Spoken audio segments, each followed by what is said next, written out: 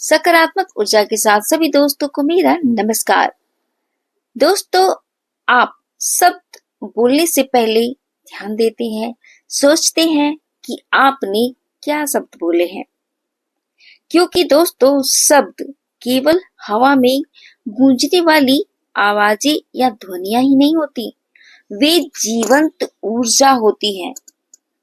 कहते हैं कि धनुष से निकला तीर केवल शरीर को ही छूता है, लेकिन मुंह से निकला एक शब्द इंसान की आत्मा और सोच की दिशा को बदल सकता है।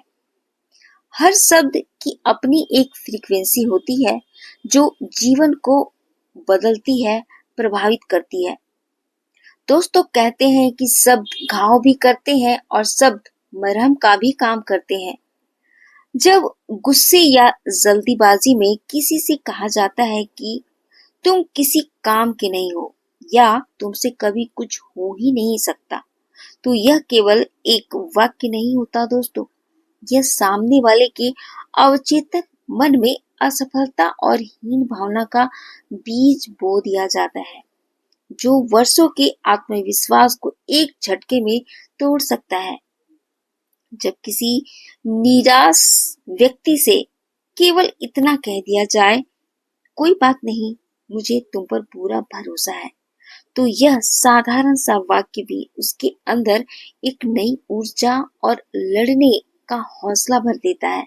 तो उदाहरण के तौर पर एक ऐतिहासिक बात बताना चाहूंगी कि जब थॉमस एडिसन छोटे थे, स्कूल जाते थे, स्कूल ने उन्हें एक पत्र देकर घर भेज दिया था कि वे मानसिक रूप से बहुत ही कमजोर है, इसलिए उन्हें स्कूल में अब नहीं पढ़ाया जा सकता।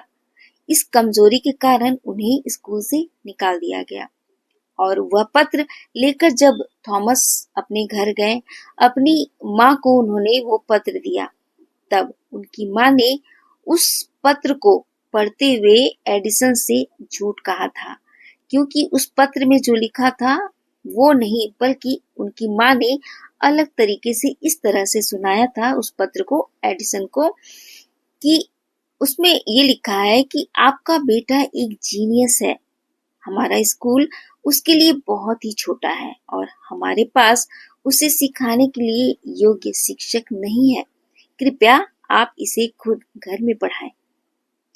माँ के उस चुनिंदा शब्दों की सकारात्मक ऊर्जा ने उस बच्चे के भीतर ऐसा आत्मविश्वास भर दिया कि आगे चलकर वही बच्चा सदी का सबसे बड़ा वैज्ञानिक बना। यदि उस दिन माँ ने सच में उस नाम पर उस कड़वे और निराशजनक शब्द दोहराए होते एडिसन के नाम के लिए, तो दुनिया शायद आज एडिसन के आविष्कारों को नहीं समझ पाती, उनके आविष्कारों से आज वंचित रह जाती। स्कूल के पत्र में सभी बात नेगेटिव लिखे हुए थे कि एडिसन बहुत कमजोर है। उनकी माँ ने सोचा कि अगर मैं अपने बच्चे को ये सच सच पढ़ के बता दूं तो मेरा बच्चा और टूट जाएगा। उसके बदले में उनकी माँ ने हर चीज पॉजिटिव रूप से उनको बताया कि मेरा बेटा बहुत ही बुद्धिमान है, और यही बात उस एडिसन के मन में घर कर गई और आगे चलकर वो इतने बड़े आविष्कारक बने। दोस्तों, बोलने से पहले हमेशा 3 सेकंड का मौन जरूर रखिएगा और सोचिएगा कि क्या आपकी वाणी किसी के घाव पर मरहम बनेगी या नया जख्म देगी। ऊर्जा का यह नियम याद रखिएगा कि आप ब्रह्मांड में जो भी शब्द भेजते हैं, वही ऊर्जा कई गुना होकर आपके अपने जीवन में भी लौटती है।